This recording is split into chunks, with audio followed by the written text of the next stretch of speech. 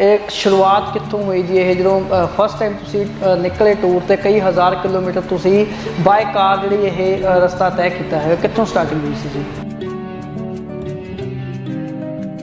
शुरुआत 1979 तो मेरी हैगी जिस वक्त मैं कुछ विदेशी दोस्त सीगे उन्होंने मिलिया सीगा ते उन्हों की जी जर्नी सी वो बैकपैकर सीगे इंडिया घूम रहे सीगे बाइक्स ते वगैरह ते आए सीगे। उन्होंने जर्नी ने इंस्पायर किया सीगा कि भी गोरे घूम रहे हैं बस सानू भी घूमना चाहिए।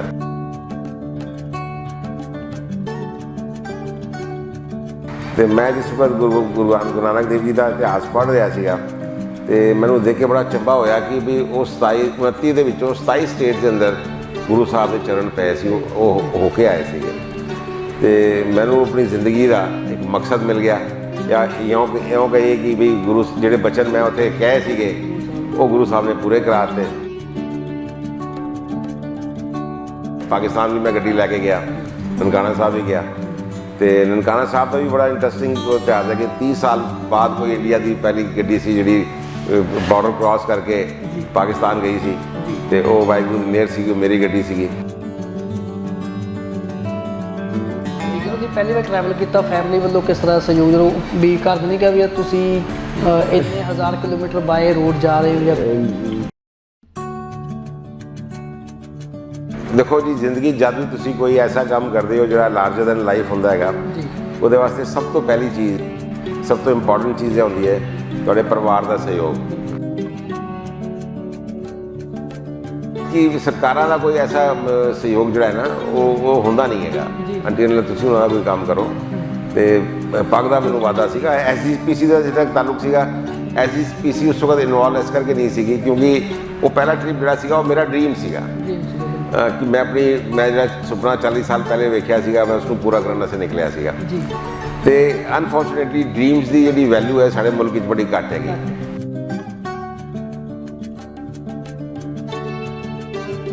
जिक्र किया द टर्बन ट्रैवलर का एक किवें नाम पे है जी? नैदरलैंड ही सीगे ते नैदरलैंड दे विच एम्स्टरडैम तो कोई 120 किलोमीटर दूर एक छोटा जिहा शहर सीगा जिथे मैं ठहरिया सीगा।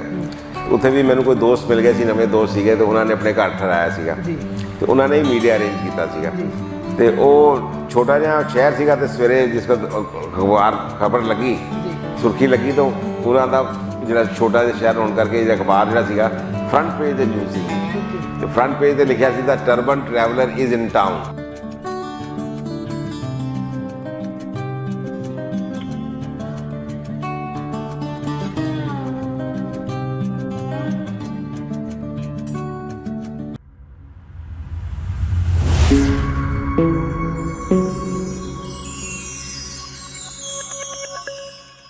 राजधानी टीवी देख रहे सर दर्शकों का बहुत बहुत स्वागत है जी। मैं इंद्रपाल सिंह धोना।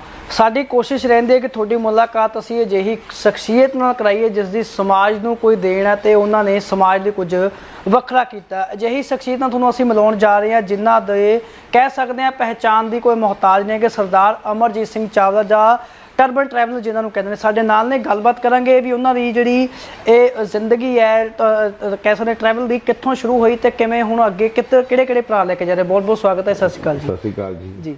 सर सवाल पहला यही है भी एक शुरुआत कितों हुई जी? ये जो फस्ट टाइम तुसी निकले टूर ते कई हज़ार किलोमीटर तुसी बाय कार जी ये रस्ता तय किया है, कितों स्टार्टिंग हुई सी जी?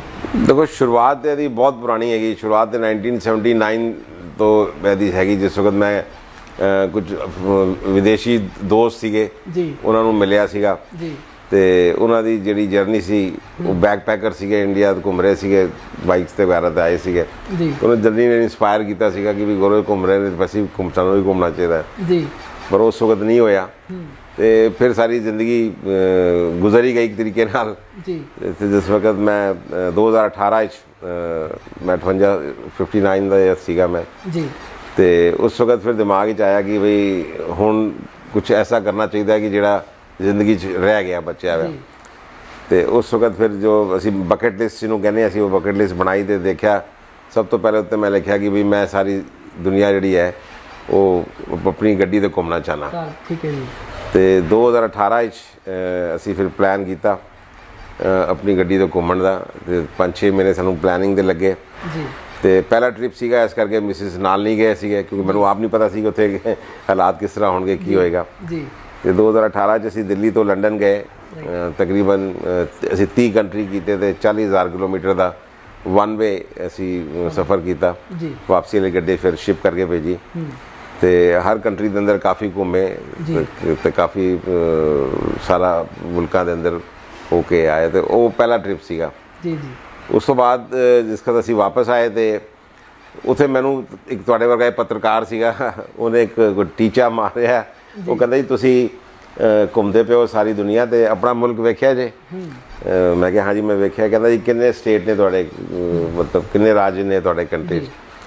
ਧਰਮੀਆਂ ਗੱਲ ਮੈਨੂੰ ਨਹੀਂ ਪਤਾ ਸੀ ਉਸ ਵਕਤ ਤੱਕ। ਮੈਂ ਗੂਗਲ ਕੀਤਾ ਤੇ ਪਤਾ ਲੱਗਿਆ 27 ਸਟੇਟਸ ਨੇ। ਜੀ ਉਸ ਤੋਂ ਬਾਅਦ ਫਿਰ 2 ਸਟੇਟ ਕਸ਼ਮੀਰ ਵਗੈਰਾ ਦਾ ਅਲੱਗ ਹੋਇਆ ਤਾਂ 29 ਹੋ ਗਏ ਸੀ। ਤੇ ਮੈਂ ਉਹਨੂੰ ਕਿਹਾ ਬਈ ਮੈਨੂੰ ਸੌਰੀ ਜੈਂਟਲਮੈਨ, ਮੈਨੂੰ ਪਤਾ ਨਹੀਂ ਸੀ ਪਰ ਮੈਨੂੰ ਹੁਣ ਪਤਾ ਹੈ ਕਿ ਬਈ 27 ਸਟੇਟ ਨੇ ਤੇ ਮੈਨੂੰ ਇਹ ਵੀ ਪਤਾ ਕਿ ਤੇਰੇ ਮੁਲਕ 'ਚ 50 ਨੇ ਕਿਉਂਕਿ ਮੈਂ ਉੱਥੇ ਰਹਿ ਕੇ ਆਇਆ ਅਮਰੀਕਾ ਕਾਫੀ ਸਾਲ। ਜੀ ਤੇ ਇਸ ਕਰਕੇ ਮੈਂ ਸਭ ਤੋਂ ਪਹਿਲੇ ਤਾਂ ਇੰਡੀਆ ਵਾਪਸ ਜਾ ਕੇ ਪਹਿਲੇ ਆਪਣੇ 27 ਪੂਰੇ ਕਰੂੰ ਤੇ ਉਹਦੇ ਬਾਅਦ ਤੇਰੇ ਆ ਕੇ ਤੇਰੇ ਕੋਈ 50 ਪੂਰਾ ਕਰਾਂਗਾ। ਤੇ ਉਹ ਗੁੱਸਾ ਸੀਗਾ, ਈਗੋ ਸੀਗੀ ਜਾਂ ਕਹ ਲਓ ਕਿ ਵਚਨ ਮੂੰਹੋਂ ਨਿਕਲਣੇ ਹੋਣੇ, ਉਹ ਨਿਕਲ ਗਏ। ਜੀ ਤੇ ਵਾਪਸ ਆਏ ਤੇ ਫਿਰ ਅਸੀਂ ਹਿਸਟਰੀ ਫਰੋਲ ਰਹੇ ਸੀਗੇ ਵੀ ਕਿਸ ਤਰੀਕੇ ਨਾਲ ਟਰੈਵਲ ਕਰੀਏ। ਜੀ ਇੰਡੀਆ ਮੈਂ ਘੁੰਮਿਆ ਤਾਂ ਸੀਗਾ ਲੇਕਿਨ ਇਸ ਤਰ੍ਹਾਂ ਪੂਰੇ ਦਾ ਪੂਰਾ ਇੰਡੀਆ ਨਹੀਂ ਘੁੰਮਿਆ ਗਿਆ ਕਦੀ ਵੀ। ਤੇ ਉਸੇ ਦੌਰਾਨ ਪਤਾ ਲੱਗਿਆ ਕਿ ਗੁਰੂ ਨਾਨਕ ਦੇਵ ਜੀ ਦਾ 550ਵਾਂ ਪ੍ਰਕਾਸ਼ ਪੁਰਬ ਆ ਰਿਹਾ ਸੀਗਾ। ਜੀ ਸੋ ਗੁਰੂ ਤੇ ਸਾਰੇ ਪੂਜਨੀय ਨੇ, ਪਰ ਗੁਰੂ ਨਾਨਕ ਦੇਵ ਜੀ ਦੀ ਜਿਹੜੀ ਹਿਸਟਰੀ ਤੇ ਗੁਰੂ ਗੋਬਿੰਦ ਸਿੰਘ ਸਾਹਿਬ ਜੀ ਦੀ ਹਿਸਟਰੀ ਜਿਹੜੀ ਉਹ ਮੇਰੇ ਦਿਲ ਦੇ ਬੜੇ ਕਰੀਬ ਹੈਗੀ। ਜੀ ਤੇ ਮੈਂ ਜਿਸ ਵਕਤ ਗੁਰੂ ਨਾਨਕ ਦੇਵ ਜੀ ਦਾ ਇਤਿਹਾਸ ਪੜ੍ਹ ਰਿਹਾ ਸੀਗਾ ਤੇ ਮੈਨੂੰ ਦੇਖ ਕੇ ਬੜਾ ਚੰਬਾ ਹੋਇਆ ਕਿ ਵੀ ਉਹ 29 ਦੇ ਵਿੱਚੋਂ 27 ਸਟੇਟਸ ਦੇ ਅੰਦਰ ਗੁਰੂ ਸਾਹਿਬ ਦੇ ਚਰਨ ਪਏ ਸੀ, ਉਹ ਹੋ ਕੇ ਆਏ ਸੀਗੇ। ਤੇ ਮੈਨੂੰ ਆਪਣੀ ਜ਼ਿੰਦਗੀ ਦਾ ਇੱਕ ਮਕਸਦ ਮਿਲ ਗਿਆ ਜਾਂ ਇਉਂ ਕਹੀਏ ਕਿ ਵੀ ਗੁਰੂ ਜਿਹੜੇ ਬਚਨ ਮੈਂ ਉੱਥੇ ਕਹੇ ਸੀਗੇ ਉਹ ਗੁਰੂ ਸਾਹਿਬ ਨੇ ਪੂਰੇ ਕਰਾ ਦਿੱਤੇ। ਤੇ ਫਿਰ ਇਹ ਸੀਗਾ ਕਿ ਵੀ ਹੁਣ ਮੈਨੂੰ ਤੇ ਇਤਿਹਾਸ ਦੇ ਬਾਰੇ ਜ਼ਿਆਦਾ ਨੌਲੇਜ ਹੀ ਨਹੀਂ ਸੀਗੀ। ਮੈਂ ਸਭ ਤੋਂ ਪੂਅਰ ਸਟੂਡੈਂਟ ਸੀਗਾ ਇਤਿਹਾਸ ਦਾ, ਖਾਸ ਤੌਰ 'ਤੇ ਡੇਟਾ ਤਾਂ ਮੈਨੂੰ ਯਾਦ ਹੀ ਨਹੀਂ ਰਹਿੰਦੀਆਂ ਸੀਗੀਆਂ। ਹੁਣ ਅਕਬਰ ਕਦੋਂ ਮਰਿਆ ਸੀ, ਬਾਬਰ ਕਦੋਂ ਆਇਆ ਸੀ, ਬਈ ਸਾਨੂੰ ਕੀ ਲੈਣਾ ਦੇਣਾ ਦੇ ਨਾਲ। ਤੇ ਲੇਕਿਨ ਜਿਸ ਵਕਤ ਤੁਸੀਂ ਇਤਿਹਾਸ ਨੂੰ ਕਹਾਣੀ ਦੀ ਤਰੀਕੇ ਨਾਲ ਸਮਝਦੇ ਹੋ ਜਾਂ ਪੜ੍ਹਦੇ ਹੈਗੇ ਹੋ ਫਿਰ ਤੁਹਾਨੂੰ ਸਾਰੀ ਚੀਜ਼ਾਂ ਯਾਦ ਆ ਜਾਂਦੀਆਂ ਨੇ। ਤੇ ਇੱਥੇ ਲੁਧਿਆਣੇ ਦੇ ਇੱਕ ਹੈ ਨੇ ਕਰਨਲ ਸਾਹਿਬ ਨੇ, ਉਹਨਾਂ ਦਾ ਨਾਂ ਹੈ ਡਾਕਟਰ ਕਰਨਲ ਦਵਿੰਦਰ ਸਿੰਘ ਜੀ ਗਰੇਵਾਲ ਜੀ, ਤੇ ਉਹ ਹਿਸਟੋਰੀਅਨ ਵੀ ਨੇ ਤੇ ਉਹਨਾਂ ਨੇ ਗੁਰੂ ਸਾਹਿਬ ਦੇ ਉੱਤੇ ਕਾਫੀ ਰਿਸਰਚ ਕੀਤੀ ਹੈਗੀ। ਤੇ ਉਹਨਾਂ ਦੇ 4 ਵੋਲਿਊਮ ਸੀਗੇ ਜਿਹੜੇ ਉਹਨਾਂ ਨੇ ਗੁਰੂ ਸਾਹਿਬ ਦੇ ਇਤਿਹਾਸ ਦੇ ਉੱਤੇ ਲਿਖੇ ਸੀਗੇ। ਤੇ ਜਿਸ ਵਕਤ ਤੁਸੀਂ ਕੋਈ ਵੀ ਕਿਤਾਬ ਲਿਖਦੇ ਹੋ ਉਹ ਕੱਚੀ ਕਿਤਾਬ ਹੁੰਦੀ ਹੈ, ਪਹਿਲੇ ਉਹਦੇ ਫਿਰ ਪ੍ਰੂਫ ਰੀਡਿੰਗ ਹੁੰਦੀ ਹੈ, ਸਭ ਕੁਝ ਹੁੰਦਾ ਹੈਗਾ। ਤੇ ਮੈਨੂੰ ਕਿਸੇ ਨੇ ਉਹਨਾਂ ਦਾ ਘਰ ਦੱਸਿਆ, ਮੈਂ ਉਹਨਾਂ ਕੋਲ ਗਿਆ, ਮੈਂ ਉਹਨਾਂ ਨੂੰ ਬੇਨਤੀ ਕੀਤੀ ਤੇ ਉਹ ਬੜੇ ਕਾਈਂਡ ਸੀਗੇ। ਉਹਨਾਂ ਨੇ ਚਾਰੋਂ ਦੇ ਚਾਰੋਂ ਉਹ ਜਿਹੜੀ ਵੋਲਿਊਮ ਸੀਗੇ ਜਿਹੜੇ ਕਿ ਹਲੇ ਪ੍ਰਿੰਟ ਵੀ ਨਹੀਂ ਹੋਏ ਸੀਗੇ ਉਹ ਮੇਰੇ ਹੱਥ ਫੜਾ ਦਿੱਤੇ ਕਿ ਲੈ ਬੇਟਾ ਤੂੰ ਕਰ, ਮੈਂ ਤੇਰੇ ਨਾਲ ਹੈਗਾ। ਸੋ ਗੁਰੂ ਦੀ ਬਖਸ਼ਿਸ਼ ਸੀਗੀ, ਮਿਹਰ ਸੀਗੀ। ਤੇ ਅਸੀਂ ਉਹਨਾਂ ਨੂੰ ਵੀ ਫਿਰ ਅਸੀਂ ਪਹਿਲੀ ਟ੍ਰਿਪ 'ਚ ਅਸੀਂ ਨਾਲ ਆਪਣੇ ਲੈ ਗਏ ਸੀਗੇ। ਤੇ ਫਿਰ ਮੈਂ ਉਹ ਗੁਰੂ ਸਾਹਿਬ ਦੀ ਯਾਤਰਾ, ਮੇਰੇ ਮਿਸਿਸ ਵੀ ਨਾਲ ਸੀਗੇ। ਤੇ ਗੁਰੂ ਨਾਨਕ ਦੇਵ ਜੀ ਦੀ ਯਾਤਰਾ ਪਾਕਿਸਤਾਨ ਤੋਂ ਇਸ ਪਾਸੇ ਦੀ ਜਿੰਨੀ ਸੀਗੀ ਉਹ ਤਕਰੀਬਨ 44,000 ਕਿਲੋਮੀਟਰ ਅਸੀਂ ਗੁਰੂ ਨਾਨਕ ਦੇਵ ਜੀ ਦੀ ਯਾਤਰਾ ਸੀ ਸ਼ੁਰੂ ਤੋਂ ਕੀਤੀ, ਜਿੱਥੇ ਦਰਬਾਰ ਸਾਹਿਬ ਤੋਂ ਆ ਕੇ ਇੱਥੇ ਸ਼ੁਰੂ ਕੀਤੀ ਸੀਗੀ। ਬਾਅਦ ਵਿੱਚ ਫਿਰ ਅਸੀਂ ਉਹਨਾਂ ਦੇ ਜਨਮ ਸਥਾਨ ਵੀ ਗਏ, ਪਾਕਿਸਤਾਨ ਵੀ ਮੈਂ ਗੱਡੀ ਲੈ ਕੇ ਗਿਆ, ਨਨਕਾਣਾ ਸਾਹਿਬ ਵੀ ਗਿਆ। ਤੇ ਨਨਕਾਣਾ ਸਾਹਿਬ ਦਾ ਵੀ ਬੜਾ ਇੰਟਰਸਟਿੰਗ ਇਤਿਹਾਸ ਹੈ ਕਿ 30 ਸਾਲ ਬਾਅਦ ਕੋਈ ਇੰਡੀਆ ਦੀ ਪਹਿਲੀ ਗੱਡੀ ਸੀ ਜਿਹੜੀ ਬਾਰਡਰ ਕ੍ਰਾਸ ਕਰਕੇ ਪਾਕਿਸਤਾਨ ਗਈ ਸੀ। ਤੇ ਉਹ ਵਾਹਿਗੁਰੂ ਦੀ ਮਿਹਰ ਸੀਗੀ, ਉਹ ਮੇਰੀ ਗੱਡੀ ਸੀਗੀ। ਤੇ ਉਹ ਵੀ ਬੜਾ ਲੋਕਾਂ ਨੇ ਇੱਥੇ ਦੇ ਪਾਕਿਸਤਾਨ ਦੇ ਹਾਈ ਕਮਿਸ਼ਨਰ ਸੀ ਜਿਹੜੇ ਦਿੱਲੀ ਹੁੰਦੇ ਨੇ, ਉਹਨਾਂ ਨੇ ਮੇਰੀ ਗੱਡੀ ਤੇ ਸਾਈਨ ਵੀ ਕੀਤੇ, ਉਹਨਾਂ ਨੇ ਬੜਾ ਸਹਿਯੋਗ ਦਿੱਤਾ। ਮਿਨਿਸਟਰੀ ਆਫ ਐਕਸਟਰਨਲ ਅਫੇਅਰ ਨੇ ਵੀ ਕਾਫੀ ਸਹਿਯੋਗ ਦਿੱਤਾ। ਇੱਥੇ ਦੇ ਜਿਹੜੇ ਕਸਟਮ ਦੇ ਆਫਿਸਰ ਸੀਗੇ ਜਿਹੜੇ ਬੈਠੇ ਨੇ ਬਾਗਾ ਤੇ, ਉਹਨਾਂ ਸਭ ਦਾ ਬੜਾ ਸਹਿਯੋਗ ਸੀਗਾ। ਸੋ ਗੁਰੂ ਸਾਹਿਬ ਦੀ ਮਿਹਰ ਬਖਸ਼ਿਸ਼ ਸੀਗੀ ਕਿ ਮੈਂ ਆਪਣੀ ਗੱਡੀ ਤੇ ਜਾ ਸਕਿਆ ਪਾਕਿਸਤਾਨ। ਜਦੋਂ ਤੁਸੀਂ ਪਹਿਲੀ ਵਾਰ ਲੰਡਨ ਗਏ ਹੋ ਬਾਏ ਕਾਰ ਗਏ ਹੋ ਤੇ ਕਿਹੜੀਆਂ ਦਿੱਕਤਾਂ ਦਾ ਸਾਹਮਣਾ? ਕਿਉਂਕਿ ਆਮ ਆਪਾਂ ਵੀਜ਼ਾ ਲੈ ਕੇ ਜਾਂਦੇ ਬਾਏ 에ਅਰ ਚਲੇ ਜਾਂਦੇ ਆ, ਬਾਏ ਰੋਡ ਜਾਣ ਵਿੱਚ ਕਿੱਥੋਂ ਦਿੱਕਤ? ਮੇਰਾ ਸੋਚਣਾ ਕੁਝ ਹੋਰ ਕਿਸਮ ਦਾ ਹੈਗਾ। ਮੈਂ ਦਿੱਕਤ ਉਸ ਨੂੰ ਮੰਨਣਾ ਕਿ ਜਿਹਦਾ ਕੋਈ ਹੱਲ ਨਾ ਹੋਵੇ, ਤੇ ਜਿਹਦਾ ਉਹ ਹੱਲ ਹੋਏ ਉਹ ਦਿੱਕਤ ਨਹੀਂ ਹੈਗੀ, ਕਿਉਂਕਿ ਉਹਦਾ ਹੱਲ ਹੈਗਾ ਤੇ ਉਹਦੇ ਵਾਸਤੇ ਪਰੇਸ਼ਾਨ ਹੋਣ ਦੀ ਕੀ ਲੋੜ ਹੈ ਜਿਹਦਾ ਹੱਲ ਹੋ ਜਾਏ। ਤੇ ਜਿਹਦਾ ਹੱਲ ਨਹੀਂ ਹੈ ਉਹਦੇ ਵਾਸਤੇ ਪਰੇਸ਼ਾਨ ਹੋ ਕੇ ਕੀ ਕਰ ਲਾਂਗੇ ਅਸੀਂ। ਸੋ ਐਸੀ ਕੋਈ ਦਿੱਕਤ ਪਰੇਸ਼ਾਨੀ ਆਈ ਨਹੀਂ। ਬਾਕੀ ਛੋਟੀ ਮੋਟੀ ਚੀਜ਼ਾਂ ਗੱਡੀ ਪੰਚਰ ਹੋ ਜਾਏ ਜਾਂ ਕੁਝ ਹੋ ਜਾਏ। ਉਹ ਸ਼ੁਰੂਆਤ ਦੇ 4-5 ਹਜ਼ਾਰ ਕਿਲੋਮੀਟਰ ਜਦ ਅਸੀਂ ਚਾਈਨਾ ਸੀਗੇ ਜੀ, ਉੱਥੇ ਆਫ ਰੋਡਿੰਗ ਸੀਗੀ, ਥੋੜਾ ਤਿੱਬਤ ਵਾਲਾ ਪਾਸਾ ਸੀਗਾ, ਮਾਊਂਟ ਐਵਰੈਸਟ ਵਾਲਾ ਪਾਸਾ ਸੀਗਾ, ਤੇ ਉੱਥੇ 2 ਵਾਰੀ ਗੱਡੀ ਪੰਚਰ ਹੋਈ। ਅਦਰਵਾਈਜ਼ 40,000 ਕਿਲੋਮੀਟਰ ਦੇ ਅੰਦਰ 35,000 ਕਿਲੋਮੀਟਰ ਦੇ ਵਿੱਚ ਗੱਡੀ ਦਾ ਪੰਚਰ ਤੱਕ ਵੀ ਨਹੀਂ ਹੋਇਆ। ਸੋ ਕੋਈ ਵੀ ਐਸੀ ਕੋਈ ਗੱਡੀ ਦੇ ਵੱਲੋਂ ਕੋਈ ਪਰੇਸ਼ਾਨੀ ਸਾਨੂੰ ਨਹੀਂ ਹੋਈ ਜੀ ਜੀ, ਨਾ ਹੀ ਕੋਈ ਕਿਸੇ ਦੇ ਵੱਲੋਂ ਉੱਥੇ। ਕਈ ਲੋਕ ਜੇ ਕਹਿੰਦੇ ਨੇ ਕਿ ਵੀ ਪਗੜੀ ਵਾਲੇ ਸਿੱਖ ਨੇ, ਲੋਕ ਪਰੇਸ਼ਾਨ ਕਰਦੇ ਨੇ ਉਹਨਾਂ ਨੂੰ ਜਾਂ ਹੇਠੀ ਨਜ਼ਰ ਨਾਲ ਵੇਖਦੇ ਨੇ, ਐਸਾ ਕੋਈ ਵੀ ਮੈਨੂੰ ਇੱਕ ਵੀ ਵਾਕਿਆ ਮੇਰੇ ਨਾਲ ਨਹੀਂ ਹੋਇਆ। ਬਲਕਿ ਮੈਨੂੰ ਤਾਂ ਪੱਗ ਦਾ ਵਾਅਦਾ ਸੀਗਾ, ਕਿਉਂਕਿ ਮੈਨੂੰ ਤਾਂ ਪਗੜੀ ਦੇਖ ਕੇ ਲੋਕ ਦੂਰੋਂ ਆਉਂਦੇ ਸੀ ਮੇਰੇ ਕੋਲ ਖਿੱਚੇ ਹੋਏ ਵੀ ਕੌਣ ਹੈ ਬੰਦਾ ਜਿਹੜਾ ਕਿ ਨੇ ਪੱਗ ਪਾਈ ਹੈਗੀ। ਉਹਨਾਂ ਵਾਸਤੇ ਤਾਂ ਹੈਟ ਸੀਗਾ ਤੇ ਕਲਰਫੁਲ ਕੱਪੜੇ ਪਾਏ ਨੇ, ਗੱਡੀ ਹੈਗੀ ਜਿਹਦੇ ਤੇ ਨੇ ਸਾਰੇ ਸਿਗਨੇਚਰ ਨੇ। ਸੋ ਲੋਕੀ ਖਿੱਚੇ ਆਉਂਦੇ ਸੀ।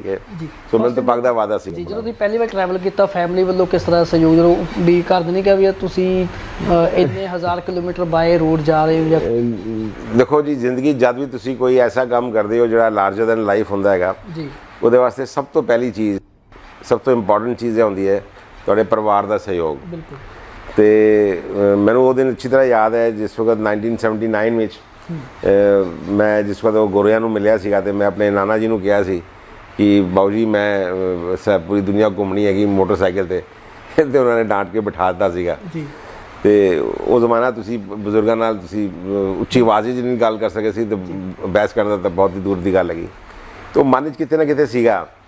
ਤੇ ਫਿਰ ਜਿਸ ਵਕਤ ਹੁਣ ਮੈਂ 2018 ਜਿਸ ਵਕਤ ਪਲਾਨ ਕੀਤਾ ਤੇ ਮੇਰੇ ਫਾਦਰ ਮੇਰੇ ਨਾਲ ਰਹਿੰਦੇ ਨੇ, ਉਹ 89 ਈਅਰਸ ਦੇ ਨੇ, ਮੇਰੇ ਮਮ 84 ਦੇ ਨੇ ਜੀ। ਤੇ ਫਿਰ ਮੈਂ ਉਹਨਾਂ ਕੋਲ ਪੁੱਛਣਾ ਤਾਂ ਮੇਰਾ ਬਣਦਾ ਸੀ, ਮੈਂ ਉਹਨਾਂ ਕੋਲ ਗਿਆ ਪੁੱਛਣ ਵਾਸਤੇ। ਤੇ ਉਹਨਾਂ ਨੇ ਮੈਨੂੰ ਇਹੀ ਪੁੱਛਿਆ ਕਿ ਬੇਟਾ ਤੂੰ ਕਰ ਲਏਗਾ? ਮੈਂ ਕਿਹਾ ਜੀ ਡੈਡ ਮੈਨੂੰ ਇਹ ਨਹੀਂ ਪਤਾ ਕਿ ਮੈਂ ਕਰ ਲਾਂਗਾ ਕਿ ਨਹੀਂ ਕਰ ਲਾਂਗਾ, ਪਰ ਮੈਨੂੰ ਇਹ ਪਤਾ ਹੈ ਮੈਂ ਕਰਨਾ ਹੈ। ਸੋ ਮੈਂ ਇੰਨਾ ਸ਼ੋਰ ਸੀਗਾ ਕਿ ਵੀ ਮੈਂ ਕਰਨਾ ਹੈਗਾ। ਤੇ ਉਹਨਾਂ ਦੇ ਵੱਲੋਂ ਕੋਈ ਰੋਕ ਟੋਕ ਨਹੀਂ ਸੀਗੀ ਜੀ। ਮੇਰਾ ਬੇਟਾ, ਮੇਰਾ ਸਾਰਾ, ਮੈਂ ਰਿਟਾਇਰ ਹੈਗਾ, ਮੈਂ ਗਾਰਮੈਂਟ ਐਕਸਪੋਰਟਰ ਹੈਗਾ, 4-5 ਕੰਪਨੀਆਂ ਹੈਗੀਆਂ, 1100-1200 ਬੰਦੇ ਕੰਮ ਕਰਦੇ ਨੇ ਸਾਡੇ ਕੋਲੋਂ, ਉਹ ਸਾਰਾ ਮੇਰਾ ਬੇਟਾ ਸੰਭਾਲਦਾ ਹੈਗਾ। ਜੀ ਜੀ। ਤੇ ਉਹਨੇ ਮੈਨੂੰ ਕਿਹਾ ਡੈਡ ਜਾਓ ਤੁਸੀਂ, ਮੇਰੀ ਬੇਟੀ ਹੈ ਉਹਨੇ ਵੀ ਬੜਾ ਸਹਿਯੋਗ ਕੀਤਾ ਜੀ, ਬੇਟੇ ਨੇ ਵੀ ਬੜਾ ਸਹਿਯੋਗ ਦਿੱਤਾ ਕਿ ਤੁਸੀਂ ਜਾਓ ਆਪਣੇ ਸੁਪਨੇ ਪੂਰੇ ਕਰੋ। ਜੀ ਜੀ। ਸੋ ਮੈਂ ਮਿਸਿਸ ਕੋਲ ਪੁੱਛਿਆ, ਇਹਨਾਂ ਨੇ ਵੀ ਕਈ ਗੱਲ ਕਹੀ ਕਿ ਜਾਓ ਤੁਸੀਂ ਇੰਨੇ ਸਾਲਾਂ ਦਾ ਸੋਚ ਰਹੇ ਹੋ ਤੇ ਕਿ ਜਾ ਕੇ ਕਰਕੇ ਆਓ, ਪੂਰਾ ਕਰੋ। ਤੇ ਜਦ ਤੁਹਾਡੇ ਨਾਲ ਪਰਿਵਾਰ ਦਾ ਸਹਿਯੋਗ ਹੁੰਦਾ ਹੈਗਾ ਤੇ ਫਿਰ ਕੋਈ ਵੀ ਐਸੀ ਚੀਜ਼ ਨਹੀਂ ਹੈਗੀ ਜਿਹੜੀ ਕਿ ਤੁਹਾਡੇ ਵਾਸਤੇ ਅਸੰਭਵ ਹੋਵੇ। ਕਿਉਂਕਿ ਜਿਸ ਵਕਤ ਵੀ ਤੁਸੀਂ ਪਰਿਵਾਰ ਦੇ ਖਿਲਾਫ ਜਾਂਦੇ ਹੈਗੇ ਹੋ ਤੇ ਤੁਹਾਡਾ ਅੱਧਾ ਧਿਆਨ ਜਿਹੜਾ ਉਹ ਪਰਿਵਾਰ ਵੱਲ ਹੀ ਰਹਿੰਦਾ ਹੈਗਾ।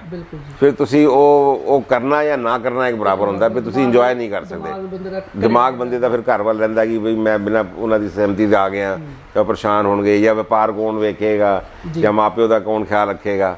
ਸੋ ਕਾਫੀ ਸਾਰੀ ਚੀਜ਼ਾਂ ਹੁੰਦੀਆਂ ਨੇ ਤੇ ਜਦ ਸਾਰਾ ਪਰਿਵਾਰ ਹੀ ਤੁਹਾਡੇ ਨਾਲ ਹੈਗਾ ਫਿਰ ਤੇ ਸਾਰੇ ਮੈਦਾਨ ਫਤਿਹ ਨੇ। ਜਿਵੇਂ ਤੁਸੀਂ 40,000 ਕਿਲੋਮੀਟਰ ਲੰਡਨ ਦਾ ਤੈਅ ਕੀਤਾ ਤੇ ਸਰਕਾਰਾਂ ਵੱਲੋਂ ਸਪੋਰਟ ਦੀ ਗੱਲ ਕਰ ਲਈ ਜਾਂ ਕੋਈ ਮੰਨ ਲਓ ਐਪਰੀਸੀਏਸ਼ਨ ਵਾਸਤੇ ਸਰਕਾਰ ਵੱਲੋਂ ਕੋਈ? ਸਰਕਾਰਾਂ ਵੱਲੋਂ ਦੇਖੋ ਇਸ ਤਰ੍ਹਾਂ ਕੋਈ ਸਪੋਰਟ ਤਦ ਤੱਕ ਨਹੀਂ ਹੁੰਦਾ। ਸਰਕਾਰ ਤੁਹਾਨੂੰ ਤਦ ਸਪੋਰਟ ਕਰਦੀ ਹੈ ਜੇ ਸਰਕਾਰ ਦਾ ਕੋਈ ਏਜੰਡਾ ਤੁਸੀਂ ਲੈ ਕੇ ਜਾ ਰਹੇ ਹੋ, ਠੀਕ ਹੈ ਨਾ। ਪਰ ਦੂਜੇ ਤਰੀਕੇ ਨਾਲ ਮੈਨੂੰ ਸਪੋਰਟ ਕਾਫੀ ਸੀਗਾ। ਜਿੰਨੇ ਵੀ ਆਪਣੀ ਇੰਡੀਅਨ ਐਮਬੈਸੀ ਸੀਗੀਆਂ ਉਹਨਾਂ ਨੇ ਕਾਫੀ ਸਹਿਯੋਗ ਦਿੱਤਾ। ਅਸੀਂ ਜਿੱਥੇ ਵੀ ਗਏ ਉਹਨਾਂ ਨੇ ਇਵੈਂਟ ਆਰਗੇਨਾਈਜ਼ ਵੀ ਕੀਤੇ, ਸਾਨੂੰ ਐਮਬੈਸੀਜ਼ ਵੀ ਬੁਲਾਇਆ, ਮੈਂ ਉਹਨਾਂ ਦੇ ਐਮਬੈਸਡਰ ਦੇ ਇੰਟਰਵਿਊਜ਼ ਵੀ ਲਿੱਤੇ ਤੇ ਕਾਫੀ ਸਾਰੇ, ਮੈਂ ਜਿੱਦਾਂ 30 ਕੰਟਰੀ ਸੀਗੇ ਤੇ 30 ਚੋਂ 27 ਕੰਟਰੀ ਦੇ ਮੈਂ ਐਮਬੈਸਡਰਸ ਨੂੰ ਮਿਲਿਆ ਸੀਗਾ। ਤੇ ਉਸ ਤੋਂ ਇਲਾਵਾ ਜਿਹੜੇ ਉੱਥੇ ਦੇ ਜਿਹੜੇ ਕੰਟਰੀਜ਼ ਦੇ ਜਿਹੜੇ ਉਹਨਾਂ ਦੇ ਕਲਚਰਲ ਡਿਪਾਰਟਮੈਂਟਸ ਨੇ, ਉਹਨਾਂ ਦੇ ਕਲਚਰਲ ਮਿਨਿਸਟਰਸ ਨੇ, ਉਹਨਾਂ ਨੂੰ ਮੈਂ ਮਿਲ ਕੇ ਆਇਆ। ਫਿਰ ਆਸਟਰੀਆ, ਸਵਿਟਜ਼ਰਲੈਂਡ ਤੇ ਉਜ਼ਬੇਕਿਸਤਾਨ, 3 ਕੰਟਰੀ ਐਸੇ ਸੀਗੇ ਜਿਨ੍ਹਾਂ ਨੇ ਸਾਨੂੰ ਸਪੋਰਟ ਕੀਤਾ। ਉਹਨਾਂ ਦਾ ਮੈਂ ਸਟੇਟ ਗੈਸਟ ਸੀਗਾ। ਆਸਟਰੀਆ ਦਾ ਮੈਂ 1 ਹਫ਼ਤੇ ਤੇ ਸਟੇਟ ਗੈਸਟ ਸੀਗਾ ਤੇ ਸਵਿਟਜ਼ਰਲੈਂਡ ਦਾ 1 ਹਫ਼ਤੇ ਤੇ ਸਟੇਟ ਗੈਸਟ ਸੀਗਾ ਮੈਂ। ਉਹਨਾਂ ਨੇ ਸਾਰਾ ਘੁਮਾਇਆ ਫਿਰਾਇਆ ਸਾਨੂੰ, ਸਾਰੇ ਤੇ ਖਰਚ ਕੀਤਾ ਕਾਫੀ ਕੁਝ। ਤੇ ਸਰਕਾਰਾਂ ਤਦ ਹੀ ਕੁਝ ਕਰਦੀਆਂ ਜੇ ਤੁਸੀਂ ਉਹਨਾਂ ਨੂੰ ਕੁਝ। ਚਲੋ ਤੁਸੀਂ ਕਿਹਾ ਵੀ ਸਰਕਾਰ ਦਾ ਏਜੰਡਾ ਜਾਂ ਸਰਕਾਰ ਦਾ ਕੋਈ ਪ੍ਰੋਗਰਾਮ ਲੈ ਕੇ ਜਾਈਏ, ਪਰ ਕਿਤੇ ਨਾ ਕਿਤੇ ਜਿਹੜੇ ਪ੍ਰੋਗਰਾਮ ਦੇ ਤੁਸੀਂ ਗਏ ਸੀਗੇ, ਇੱਕ ਕਹਿ ਸਕਦੇ ਆ ਪਗੜੀ ਨੂੰ, ਦਸਤਾਰ ਨੂੰ ਤੁਸੀਂ ਇੱਕ ਮੁਕਾਮ ਤੇ ਪਹੁੰਚਾ ਲੈ ਕੇ ਗਏ ਹੋ। SGPC ਵੱਲੋਂ ਕੋਈ ਜਾਂ ਸਪੋਰਟ ਮਿਲੀ ਹੋਵੇ? ਕਿਉਂਕਿ ਦਿੱਲੀ ਤੋਂ ਲੰਡਨ ਵਾਲਾ ਜਿਹੜਾ ਟ੍ਰਿਪ ਸੀ ਨਾ, ਉਹ ਪਗੜੀ ਦੇ ਬਾਈ ਡਿਫਾਲਟ ਸਿੱਖ ਜਿੱਥੇ ਖਲੋਤਾ ਹੋਵੇ, ਭਾਵੇਂ ਕਰੋੜ ਬੰਦਾ ਖਲੋਤਾ ਹੋਵੇ ਤਾਂ ਦੂਰੋਂ ਨਜ਼ਰ ਆਉਂਦਾ ਹੈਗਾ। ਤੇ ਉਹਦਾ ਤੇ ਮੈਨੂੰ ਵਾਅਦਾ ਹੀ ਸੀਗਾ। ਤੇ ਪਗੜੀ ਤੇ ਮੇਰਾ ਸਟੇਟਸ ਸਿੰਬਲ, ਮੇਰੇ ਧਰਮ ਦਾ ਸਿੰਬਲ। ਟਰਬਨ ਟਰੈਵਲਰ ਵੀ ਉੱਥੇ ਗੋਰਿਆਂ ਦਾ ਦਿੱਤਾ ਹੋਇਆ ਨਾਂ ਹੈਗਾ, ਉਹ ਮੈਂ ਕਹਾਣੀ ਦੱਸਣਾ ਤੁਹਾਨੂੰ ਮੈਂ। ਤੇ ਬਾਕੀ ਸਰਕਾਰਾਂ ਦਾ ਕੋਈ ਐਸਾ ਸਹਿਯੋਗ ਜਿਹੜਾ ਹੈ ਨਾ ਉਹ ਹੁੰਦਾ ਨਹੀਂ ਹੈਗਾ ਅੰਟੀਲ ਤੁਸੀਂ ਉਹਨਾਂ ਦਾ ਕੋਈ ਕੰਮ ਕਰੋ। ਤੇ ਪੱਗ ਦਾ ਮੈਨੂੰ ਵਾਅਦਾ ਸੀਗਾ। ਐਸਜੀਪੀਸੀ ਦਾ ਜਿੱਥੇ ਤੱਕ ਤਾਲੁਕ ਸੀਗਾ, ਐਸਜੀਪੀਸੀ ਉਸ ਵਕਤ ਇਨਵੋਲਵ ਇਸ ਕਰਕੇ ਨਹੀਂ ਸੀਗੀ ਕਿਉਂਕਿ ਉਹ ਪਹਿਲਾ ਟ੍ਰਿਪ ਜਿਹੜਾ ਸੀਗਾ ਉਹ ਮੇਰਾ ਡ੍ਰੀਮ ਸੀਗਾ ਕਿ ਮੈਂ ਜਿਹੜਾ ਸੁਪਨਾ 40 ਸਾਲ ਪਹਿਲੇ ਵੇਖਿਆ ਸੀਗਾ ਮੈਂ ਉਸਨੂੰ ਪੂਰਾ ਕਰਨ ਵਾਸਤੇ ਨਿਕਲਿਆ ਸੀਗਾ। ਤੇ ਅਨਫੋਰਚੂਨੇਟਲੀ ਡ੍ਰੀਮਸ ਦੀ ਜਿਹੜੀ ਵੈਲਿਊ ਹੈ ਸਾਡੇ ਮੁਲਕ 'ਚ ਬੜੀ ਘੱਟ ਹੈਗੀ। ਸਾਡੇ ਡ੍ਰੀਮਸ ਨੂੰ ਕੋਈ ਕੁਝ ਨਹੀਂ ਸਮਝਦਾ। ਗੱਲ ਸਰ ਤੁਹਾਡੇ ਇਕੱਲੇ ਡ੍ਰੀਮ ਦੀ ਨਹੀਂ, ਗੱਲ ਤਾਂ ਇਹ ਵੀ ਇੱਕ ਅਚੀਵਮੈਂਟ ਦੀ ਹੈਗੀ ਹੈ। ਇੱਕ ਸਿੱਖ ਵਿਅਕਤੀ ਇੱਕ ਵੱਡੀ ਇੱਕ ਸੋਚ ਲੈ ਕੇ ਤੁਰਿਆ ਤੇ ਉਹ ਮੁਕਾਮ ਤੇ ਪਹੁੰਚਾਇਆ। ਅਚੀਵਮੈਂਟ ਤਾਂ ਹੈ। ਹੁਣ ਤੋਂ ਉਹਦੇ ਬਾਅਦ ਰਿਕਾਰਡਸ ਵੀ ਬਣਦੇ ਨੇ। ਜਿਸ ਤਰ੍ਹਾਂ ਮੇਰੀ ਉਮਰ ਦੇ ਵਿੱਚ ਕਿਸੇ ਬੰਦੇ ਨੇ Delhi to London 40,000 kilometre one way ਨਹੀਂ ਕੀਤਾ ਸੀਗਾ। ਫਿਰ ਹੋਰ ਮਜ਼ੇ ਦੀ ਗੱਲ ਇਹ ਸੀਗੀ ਕਿ ਜਿਹੜੇ ਉਸ ਫੋਰਨ ਦੋਸਤਾਂ ਨੂੰ ਮੈਂ ਮਿਲਿਆ ਸੀਗਾ, ਜਿਹੜੇ ਫੋਰਨਰ ਸੀਗੇ, ਉਸ ਵਕਤ ਨਾ ਹੁੰਦਾ ਸੀਗਾ ਮੋਬਾਈਲ ਹੁੰਦਾ ਸੀਗਾ ਨਾ ਇੰਟਰਨੈਟ ਸੀਗਾ। ਮੈਂ ਉਹਨਾਂ ਨੂੰ ਲੱਭਿਆ ਫਿਰ 40 ਸਾਲ ਬਾਅਦ ਮੈਂ ਉਹਨਾਂ ਦੇ ਘਰ ਜਾ ਕੇ ਉਹਨਾਂ ਨੂੰ ਸਰਪ੍ਰਾਈਜ਼ ਦਿੱਤਾ। ਤੇ ਉਹ ਬੜੀ ਵੱਡੀ ਅਚੀਵਮੈਂਟ ਸੀਗੀ ਕਿ ਉਹ ਬੰਦੇ ਦੋਨੋਂ ਮੇਰੇ ਬॉयਫ੍ਰੈਂਡ ਗਰਲਫ੍ਰੈਂਡ ਸੀਗੇ। ਬਾਅਦ ਉਹਨਾਂ ਨੇ ਵਿਆਹ ਕਰ ਲਿਆ, ਇਕੱਠੇ ਸੀਗੇ ਵੀ ਤੇ ਉੱਥੇ ਹੀ ਰਹਿੰਦੇ ਸੀਗੇ ਤੇ ਮੈਂ ਉਹਨਾਂ ਨੂੰ ਮਿਲਿਆ ਵੀ। ਤਾਂ ਉਹ ਆਪਣੇ ਆਪ ਵਿੱਚ ਬੜੀ ਵੱਡੀ ਗੱਲ ਸੀਗੀ, ਬੜਾ ਵੱਡਾ ਅਚੀਵਮੈਂਟ ਸੀਗਾ। ਤੇ ਫਿਰ ਜਦ ਲੋਕਾਂ ਨੂੰ ਪਤਾ ਲੱਗਦਾ ਸੀਗਾ ਕਿ ਵੀ ਤੁਸੀਂ ਇੱਥੇ ਆਏ ਹੈਗੇ ਹੋ ਆਪਣੇ ਡ੍ਰੀਮਸ ਨੂੰ ਪੂਰਾ ਕਰਨ ਵਾਸਤੇ, ਤੇ ਉਹਦਾ ਲੋਕ ਕਾਫੀ ਇੰਸਪਾਇਰ ਹੁੰਦੇ ਸੀਗੇ ਕਿ ਇੱਕ ਬੰਦਾ ਜਿਹਨੇ ਆਪਣੀ ਜਵਾਨੀ ਦੇ ਅੰਦਰ ਕੋਈ ਡ੍ਰੀਮ ਵੇਖਿਆ ਹੋਏ ਤੇ ਉਸ ਡ੍ਰੀਮ ਨੂੰ ਪਾਲਿਆ, ਵੱਡਾ ਕੀਤਾ ਤੇ ਕਦੀ ਛੱਡਿਆ ਨਹੀਂ, ਤੇ 40 ਸਾਲ ਦੇ ਬਾਅਦ ਉਸ ਡ੍ਰੀਮ ਨੂੰ ਪੂਰਾ ਕਰਨ ਵਾਸਤੇ ਨਿਕਲ ਪਿਆ ਉਹ ਗੱਡੀ ਚੁੱਕ ਕੇ। ਹਾਂਜੀ ਬਿਲਕੁਲ। ਤੇ ਉਸ ਕਰਕੇ ਉੱਥੇ ਲੋਕੀ ਬੜੇ ਇੰਸਪਾਇਰ ਹੁੰਦੇ ਸੀ। ਉਸ ਤੋਂ ਬਾਅਦ ਜਿਸ ਵਕਤ ਮੈਂ ਗੁਰੂ ਸਾਹਿਬ ਦੀ ਜਰਨੀ ਸ਼ੁਰੂ ਕੀਤੀ, ਫਿਰ ਉਹਦੇ ਅੰਦਰ ਐਸਜੀਪੀਸੀ ਜਿਹੜੀ ਸੀਗੀ ਉਹ ਫਿਰ ਨਾਲ ਸਾਡਾ ਸਪੋਰਟ ਉਹਨਾਂ ਦਾ ਸੀਗਾ। ਉਹ ਸਪੋਰਟ ਆਈ ਸੀਗਾ ਕਿ ਜਿੱਥੇ ਜਦੋਂ ਗੁਰਦੁਆਰਾ ਸਾਹਿਬ ਤੁਸੀਂ ਜਾਂਦੇ ਹੈਗੇ ਹੋ ਜੇ ਤੁਹਾਨੂੰ ਪਰਮਿਸ਼ਨ ਚਾਹੀਦੀ ਹੁੰਦੀ ਸ਼ੂਟ ਕਰਨ ਦੀ, ਤੇ ਸ਼ੂਟ ਦੀ ਪਰਮਿਸ਼ਨ ਸੀਗੀ। ਫਿਰ ਗੁਰਦੁਆਰਾ ਸਾਹਿਬ ਦੇ ਰਹਿਣ ਖਾਣ ਪੀਣ ਦਾ ਸਾਡਾ ਇੰਤਜ਼ਾਮ ਸੀਗਾ। ਫਿਰ ਪੰਜਾਬ ਸਰਕਾਰ ਜਿਹੜੀ ਸੀ ਉਹਨਾਂ ਦੇ ਕਲਚਰ ਡਿਪਾਰਟਮੈਂਟ ਨੇ ਵੀ ਸਾਨੂੰ ਸਪੋਰਟ ਕੀਤਾ ਕਿ ਪੰਜਾਬ ਵਿੱਚ ਜਿੱਥੇ ਅਸੀਂ ਜਾਂਦੇ ਸੀਗੇ ਉੱਥੇ ਸਰਕਿਟ ਹਾਊਸ ਉਹਨਾਂ ਨੇ ਸਾਡੇ ਤੇ ਖੋਲ ਕੇ ਰੱਖ ਦਿੱਤੇ ਸੀਗੇ। 4 ਕਮਰੇ ਸਾਨੂੰ ਦਿੱਤੇ ਸੀਗੇ ਹਰ ਜਗ੍ਹਾ ਦੇ ਉੱਤੇ ਜਿਹੜੇ ਅਸੀਂ ਸ਼ਹਿਰ ਜਾਂਦੇ ਸੀਗੇ। ਸੋ ਪੰਜਾਬ ਦਾ ਕਲਚਰ ਡਿਪਾਰਟਮੈਂਟ ਦਾ ਵੀ ਸਹਿਯੋਗ ਸੀਗਾ। ਜ਼ਿਕਰ ਕੀਤਾ ਦਾ ਟਰਬਨ ਟਰੈਵਲਰ ਦਾ, ਇਹ ਕਿਵੇਂ ਨਾਮ ਪਿਆ ਜੀ? ਟਰਬਨ ਟਰੈਵਲਰ ਦੀ ਬੜੀ ਅੱਛੀ ਕਹਾਣੀ ਹੈਗੀ। ਕੋਈ ਮੈਂ ਕੋਈ ਨਾਂ ਰੱਖਿਆ ਨਹੀਂ ਸੀਗਾ। ਉਹ ਜਿਹੜਾ ਉੱਥੇ ਮੈਨੂੰ ਮਿਲਿਆ ਸੀਗਾ ਪੱਤਰਕਾਰ ਜਿਹਨੇ ਸਵਾਲ ਪੁੱਛਿਆ ਸੀ ਵੀ ਆਪਣਾ ਮੁਲਕ ਵੇਖਿਆ ਕਿ ਨਹੀਂ ਵੇਖਿਆ, ਤੇ ਉਹਨੇ ਨੈਕਸਟ ਡੇ ਖਬਰ ਛਾਪੀ। ਤੇ ਅਸੀਂ ਨੈਦਰਲੈਂਡ ਹੀ ਸੀਗੇ ਤੇ ਨੈਦਰਲੈਂਡ ਦੇ ਵਿੱਚ ਐਮਸਟਰਡਮ ਤੋਂ ਕੋਈ 120 ਕਿਲੋਮੀਟਰ ਦੂਰ ਇੱਕ ਛੋਟਾ ਜਿਹਾ ਸ਼ਹਿਰ ਸੀਗਾ ਜਿੱਥੇ ਮੈਂ ਠਹਿਰਿਆ ਸੀਗਾ। ਉੱਥੇ ਵੀ ਮੈਨੂੰ ਕੋਈ ਦੋਸਤ ਮਿਲ ਗਏ ਸੀ, ਨਵੇਂ ਦੋਸਤ ਸੀਗੇ, ਤੇ ਉਹਨਾਂ ਨੇ ਆਪਣੇ ਘਰ ਠਹਿਰਾਇਆ ਸੀਗਾ ਤੇ ਉਹਨਾਂ ਨੇ ਹੀ ਮੀਡੀਆ ਅਰੇਂਜ ਕੀਤਾ ਸੀਗਾ। ਤੇ ਉਹ ਛੋਟਾ ਜਿਹਾ ਸ਼ਹਿਰ ਸੀਗਾ ਤੇ ਸਵੇਰੇ ਜਿਸ ਅਖਬਾਰ ਖਬਰ ਲੱਗੀ, ਸੁਰਖੀ ਲੱਗੀ, ਤਾਂ ਉਹਨਾਂ ਦਾ ਜਿਹੜਾ ਛੋਟਾ ਜਿਹਾ ਸ਼ਹਿਰ ਹੋਣ ਕਰਕੇ ਜਿਹੜਾ ਅਖਬਾਰ ਜਿਹੜਾ ਸੀਗਾ ਫਰੰਟ ਪੇਜ ਤੇ ਨਿਊਜ਼ ਸੀਗੀ। ਤੇ ਫਰੰਟ ਪੇਜ ਤੇ ਲਿਖਿਆ ਸੀ the turban traveller is in town. ਤਾਂ ਟਰਬਨ ਟਰੈਵਲਰ ਨਾਂ ਉੱਥੋਂ ਮਿਲ ਗਿਆ ਸਾਨੂੰ। ਤੇ ਫਿਰ ਮੇਰੇ ਕੈਮਰਾਮੈਨ ਵਗੈਰਾ ਸੀ, ਉਹਨੇ ਕਿਹਾ ਸਰ ਨਾਂ ਤੇ ਬੜਾ ਚੰਗਾ ਹੈਗਾ। ਤੇ ਫਿਰ ਉੱਥੋਂ ਫਿਰ ਨਾਂ ਜਿਹੜਾ ਸੀਗਾ ਉਹ ਅਸੀਂ ਰਜਿਸਟਰਡ ਵੀ ਕਰਾ ਲਿਆ ਤੇ ਨਾਂ ਫਿਰ ਪੱਕ ਵੀ ਗਿਆ। ਤੇ ਦੂਸਰਾ ਨਾਂ ਜਿਹੜਾ ਇੱਕ ਯੂਨੀਕ ਹੈਗਾ ਟਰਬਨ ਟਰੈਵਲਰ ਨਾਂ ਪਹਿਲੇ ਮੈਂ ਸੁਣਿਆ ਵੀ ਨਹੀਂ ਸੀ ਕਿਸੇ ਦਾ ਕਿ ਹੈ। ਤੇ ਵਾਕਈ ਮੈਂ ਮਤਲਬ ਇੱਕ ਆਪਣੇ ਧਰਮ ਨੂੰ ਰਿਪਰੈਜ਼ੈਂਟ ਕਰ ਰਿਹਾ। ਪਰ ਟਰਬਨ ਟਰੈਵਲਰ ਦਾ ਮਤਲਬ ਹੀ ਹੈਗਾ ਪੱਗ ਵਾਲਾ ਯਾਤਰੀ। ਤੇ ਗੁਰੂ ਸਾਹਿਬ ਵੀ ਪੱਗ ਪਾ ਕੇ ਯਾਤਰਾ ਕਰਦੇ ਸੀ ਤੇ ਉਹਨਾਂ ਦੇ ਬੱਚੇ ਵੀ ਪੱਗ ਪਾ ਕੇ ਯਾਤਰਾ ਕਰ ਰਹੇ ਨੇ। ਜਦੋਂ ਤੁਸੀਂ ਗੁਰੂ ਨਾਨਕ ਸਾਹਿਬ ਦੇ ਸੰਬੰਧਿਤ ਯਾਤਰਾ ਸ਼ੁਰੂ ਕੀਤੀ, ਕਿੰਨੇ ਕਿਲੋਮੀਟਰ ਦਾ ਸਫ਼ਰ ਤੈਅ ਕੀਤਾ? ਗੁਰੂ ਨਾਨਕ ਸਾਹਿਬ ਜੀ ਦੀ ਜਿਹੜੀ ਯਾਤਰਾ ਸੀਗੀ ਉਹ ਸੀ ਜਿਸ ਵੇਲੇ ਸ਼ੁਰੂ ਕੀਤੀ ਸੀ ਤੇ ਉਹ ਪਾਕਿਸਤਾਨ ਤੋਂ ਇਸ ਪਾਸੇ ਦਾ ਜਿਹੜਾ ਹਿੱਸਾ ਸੀਗਾ ਉਹ ਸੀਗਾ ਤਕਰੀਬਨ 44,000 ਕਿਲੋਮੀਟਰ ਦਾ। ਤੇ ਉਹ ਸਾਨੂੰ ਲੱਗੇ ਸੀ 8 ਮਹੀਨੇ ਪੂਰਾ ਕਰਨ ਵਿੱਚ। ਤੇ ਉਹ 8 ਮਹੀਨੇ ਦੇ ਦੌਰਾਨ ਅਸੀਂ ਗੁਰਦੁਆਰਾ ਸਾਹਿਬ ਦੇ ਵਿੱਚ ਹੀ ਉੱਥੇ ਹੀ ਉਹਨਾਂ ਦੀ ਸਰਾਹ 'ਚ ਹੀ ਰੁਕਦੇ ਸੀਗੇ, ਉੱਥੇ ਹੀ ਲੰਗਰ ਪਾਣੀ ਛਕਦੇ ਸੀਗੇ। ਤੇ ਉਸ ਤੋਂ ਬੜੀ ਇੱਕ ਚੰਗੀ ਸੀਖ ਸਾਨੂੰ ਮਿਲੀ ਕਿਉਂਕਿ ਮੈਂ ਬੇਸਿਕਲੀ ਬਿਜ਼ਨਸ ਫੈਮਿਲੀ ਨੂੰ ਬਿਲੋਂਗ ਕਰਨਾ ਹੈਗਾ। ਤੇ ਸਾਰੀ ਜ਼ਿੰਦਗੀ ਉਹ ਐਸ਼ੋ ਆਰਾਮ ਤੇ ਉਹ 5 ਸਟਾਰ ਹੋਟਲਾਂ 'ਚ ਠਹਿਰਨਾ ਤੇ ਉਹ ਖਾਣੇ ਪੀਣੇ ਉਹਦੇ 'ਚ ਗੁਜ਼ਰੀ ਸੀਗੀ। ਜ਼ਿੰਦਗੀ ਦਾ ਦੂਸਰਾ ਪੱਖ ਜਿਹੜਾ ਹੁੰਦਾ ਜਿੱਦਾਂ ਕੁਆਇਨ ਦਾ ਦੂਸਰਾ ਹਿੱਸਾ ਜਿਹੜਾ ਹੈਗਾ ਉਹ ਕੀ ਹੁੰਦਾ ਹੈ, ਉਹ ਸ਼ਾਇਦ ਮੈਨੂੰ ਕਦੀ ਜ਼ਿੰਦਗੀ ਦੇਖਣ ਦਾ ਮੌਕਾ ਹੀ ਨਾ ਮਿਲਦਾ। ਤੇ ਜੇ ਗੁਰੂ ਸਾਹਿਬ ਦੀ ਸੀ ਯਾਤਰਾ ਨਾ ਕਰਦੇ, ਅਸੀਂ ਦੋਨੋਂ ਮੀਆਂ ਬੀਵੀ ਆਮ ਸਰਾਵਾਂ ਵਿੱਚ, ਹੁਣ ਜ਼ਰੂਰੀ ਨਹੀਂ ਕਿ ਹਰ ਸਰਾਂ ਦੇ ਕਮਰੇ ਚੰਗੇ ਹੋਣ ਤੇ ਏਸੀ ਲੱਗੇ ਹੋਣ, ਛੋਟੇ ਛੋਟੇ ਪਿੰਡਾਂ ਛੋਟੇ ਛੋਟੇ ਸ਼ਹਿਰਾਂ ਦੇ ਅੰਦਰ ਗੁਰਦੁਆਰਾ ਸਾਹਿਬ ਵੀ ਕਿਤੇ ਛੋਟੇ ਵੀ ਹੁੰਦੇ ਸੀਗੇ, ਰਹਿਣ ਦੀ ਜਗ੍ਹਾ ਵੀ ਨਹੀਂ ਹੁੰਦੀ ਸੀ, ਕਿਤੇ ਜ਼ਮੀਨ ਤੇ ਵੀ ਅਸੀਂ ਸੁੱਤੇ ਹਾਂ, ਦਰਿਆ ਤੇ ਵੀ ਸੁੱਤੇ ਹਾਂ, ਕਿਤੇ ਐਸਾ ਵੀ ਸੀਗਾ ਗੱਦੇ ਵੀ ਨਹੀਂ ਹੁੰਦੇ ਸੀਗੇ। ਟਾਇਲਟ ਜਿਹੜੇ ਸੀਗੇ ਉਹ ਇੰਡੀਅਨ ਸਟਾਈਲ ਟਾਇਲਟ ਸੀਗੇ, ਸਾਨੂੰ ਉਹ ਆਦਤ ਨਹੀਂ ਸੀਗੀ ਇੰਡੀਅਨ ਸਟਾਈਲ ਟਾਇਲਟ ਯੂਜ਼ ਕਰਨ ਦੀ। ਸੋ ਦਿੱਕਤਾਂ ਪਰੇਸ਼ਾਨੀਆਂ ਮੈਂ ਨਹੀਂ ਕਹਾਂਗੀ ਉਹ ਦਿੱਕਤਾਂ ਪਰੇਸ਼ਾਨੀਆਂ ਸੀਗੀਆਂ, ਉਹ ਇੱਕ ਸਬਕ ਸੀਗਾ। ਉਹ ਇਹ ਸਬਕ ਇਹ ਸਿਖਾ ਗਿਆ ਕਿ ਬਈ ਇਹ ਬਾਕੀ ਚੀਜ਼ਾਂ ਬ੍ਰਾਂਡਸ ਤੇ ਇਹ ਤੇ ਉਹ ਇਹਦੇ ਤੁਹਾਡੇ ਨਾਲ ਨਹੀਂ ਜਾਣੇ। ਜ਼ਿੰਦਗੀ ਸਹਿਜ ਤਰੀਕੇ ਨਾਲ, ਇੱਕ ਆਸਾਨ ਤਰੀਕੇ ਨਾਲ, ਜਿਹੜਾ ਕਿ ਆਮ ਇਨਸਾਨ 90% ਹਿੰਦੁਸਤਾਨ ਦੀ ਜਨਤਾ ਜਿਹੜੀ ਹੈਗੀ ਜਿਸ ਤਰੀਕੇ ਨਾਲ ਜ਼ਿੰਦਗੀ ਗੁਜ਼ਾਰਦੀ ਹੈਗੀ, ਉਸ ਤਰ੍ਹਾਂ ਤੁਸੀਂ ਵੀ ਜ਼ਿੰਦਗੀ ਗੁਜ਼ਾਰ ਸਕਦੇ ਹੈਗੇ ਹੋ। ਤੇ ਉਹਦੇ ਵਾਸਤੇ ਅਸੀਂ ਛੋਟੇ ਹੁੰਦੇ ਸੀ ਕਿਤਾਬਾਂ 'ਚ ਪੜ੍ਹਦੇ ਸੀਗੇ ਕਿ ਜ਼ਿੰਦਗੀ ਜੀਣ ਲਈ ਕੀ ਚਾਹੀਦੀ ਹੈਗੀ, 2 ਫੁਲਕੇ, ਰਾਤ ਰਹਿਣ ਵਾਸਤੇ ਛੱਤ। ਅਸੀਂ ਲਿਟਰਲੀ ਪੂਰਾ 1.5 ਸਾਲ 2 ਸਾਲ ਅਸੀਂ ਉਹ ਕਰਕੇ ਵੇਖਿਆ ਸੀ ਮੀਆਂ ਬੀਬੀ ਨੇ ਦੋਨੋਂ ਕਿ ਜਿਸ ਵਕਤ ਬੰਦਾ ਸਵੇਰੇ ਤੋਂ ਲੈ ਕੇ ਸ਼ਾਮ ਤੱਕ ਥੱਕਿਆ ਹੁੰਦਾ ਸੀ, ਗੁਰਦੁਆਰਾ ਸਾਹਿਬ ਜਾ ਕੇ ਸ਼ੂਟ ਕਰਨਾ, ਫਿਰ ਆਉਣਾ, ਸਵੇਰੇ ਜਲਦੀ ਉੱਠਣਾ ਤੇ ਉੱਥੇ ਗੁਰਦੁਆਰਾ ਸਾਹਿਬ ਦੇ ਮਾਸ਼ਾਅੱਲਾ ਫੁਲਕੇ ਵੀ ਜਿਹੜੇ ਨੇ ਵੱਡੇ ਹੀ ਹੁੰਦੇ ਨੇ, 2 ਫੁਲਕੇ ਤੋਂ ਜ਼ਿਆਦਾ ਤੁਸੀਂ ਖਾ ਵੀ ਨਹੀਂ ਸਕਦੇ। ਉਹਦੇ ਬਾਅਦ ਫਿਰ ਤੁਹਾਨੂੰ ਇੰਨੀ ਸੋਹਣੀ ਨੀਂਦਰ ਆਉਂਦੀ ਸੀਗੀ, ਫਿਰ ਨਾ ਇਹ ਪਤਾ ਹੁੰਦਾ ਸੀ ਕਿ ਏਸੀ ਚੱਲ ਰਿਹਾ ਕਿ ਨਹੀਂ ਚੱਲ ਰਿਹਾ ਜਾਂ ਪੱਖਾ ਹੈ ਕਿ ਨਹੀਂ ਹੈਗਾ।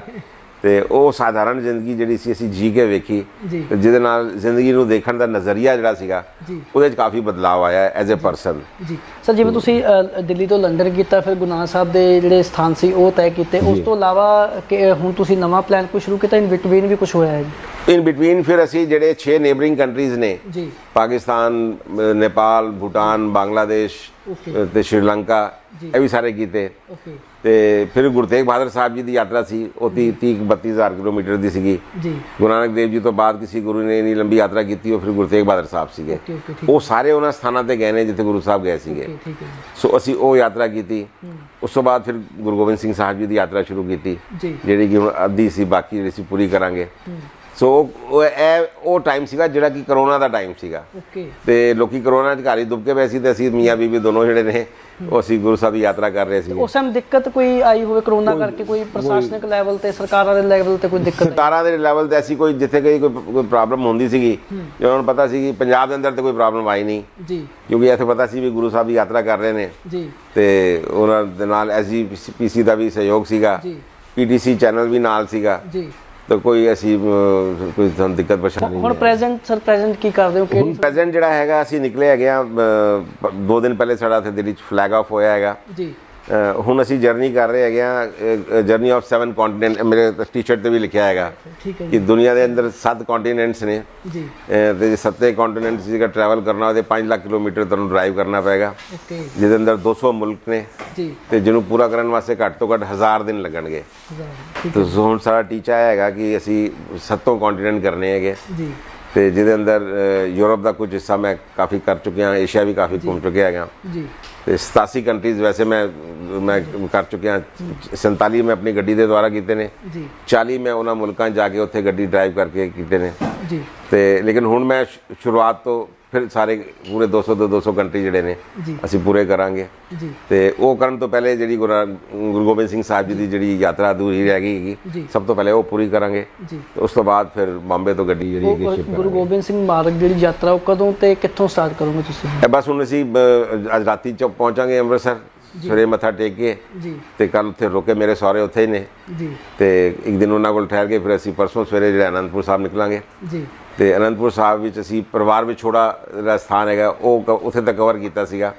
ਉਸ ਤੋਂ ਬਾਅਦ ਪਿਛਲੇ ਸਾਲ ਮੈਨੂੰ ਅਮਰੀਕਾ ਜਾਣਾ ਸੀ 5-6 ਮਹੀਨੇ ਵਾਸਤੇ, ਫਿਰ ਮੈਂ ਵਿੱਚ ਰੋਕ ਕੇ ਮੈਂ ਜਰਨੀ ਬ੍ਰੇਕ ਕਰ ਗਿਆ ਸੀਗਾ।